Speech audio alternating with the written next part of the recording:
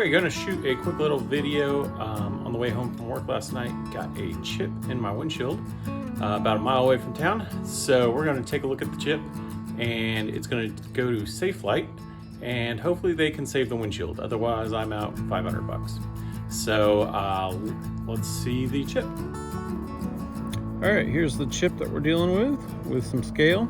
So this happened yesterday. It's going in this afternoon, and hopefully they can fill it and stop it from spreading. We'll find out.